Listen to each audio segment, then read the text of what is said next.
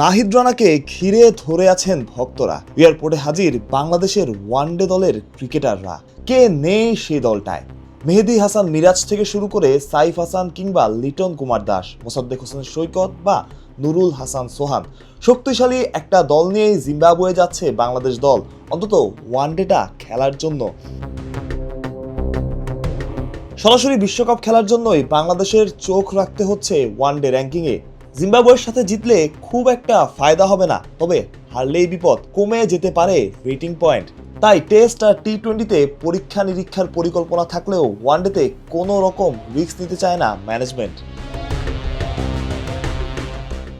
বাংলাদেশ দলের নেতৃত্বে বরাবরের মতোই মেহেদী হাসান মিরাজ।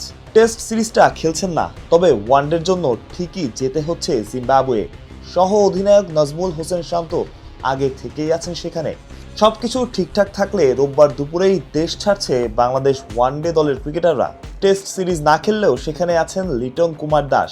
জিম্বাবুয়ের বিপক্ষে 3 ম্যাচের ওয়ানডে সিরিজ, একমাত্র টেস্টের পরপরই 6, 9 এবং 11 জুলাই। 3টা ম্যাচই বাংলাদেশের জন্য গুরুত্বপূর্ণ। সবগুলো ম্যাচই জিম্বাবুয়ের ঐতিহ্যবাহী হারারে স্পোর্টস ক্লাবে।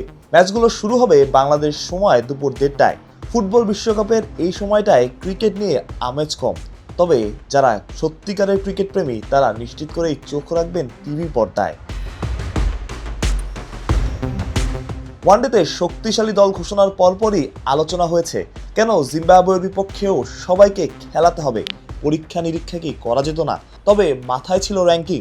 যেমনটা বলা হচ্ছিল শুরুতেই, জিম্বাবুয়ে হলেও কোনো রকম রিস্ক নিতে চাইবে না ম্যানেজমেন্ট। বড় দলগুলো তাই করে, বড় ম্যাচে দুর্বল প্রতিপক্ষ হলেও তাদের সেরা দলটাকেই খেলায়। বাংলাদেশও সেটাই করেছে, আর জিম্বাবুয়ে নিজেদের দিনে যে কাউকেই হারিয়ে দিতে পারে। অস্ট্রেলিয়া সিরিজ দিয়ে প্রত্যাবর্তন হয়েছে মোসাদ্দেক হোসেন সৈকতের। এই সিরিজটাও তার জন্য গুরুত্বপূর্ণ। সাথে আছেন বাকিরাও। দলের গুরুত্বপূর্ণ সদস্য তাওহিদ হৃদয় কিংবা নাজমুল হোসেন শান্ত টেস্ট খেলবেন। তারা আগে ভাগেই জিম্বাবুয়েতে। সোহান, মোসাদ্দেক, মিরাজরা টেস্টের মাঝেই অনুশীলন শুরু করবেন।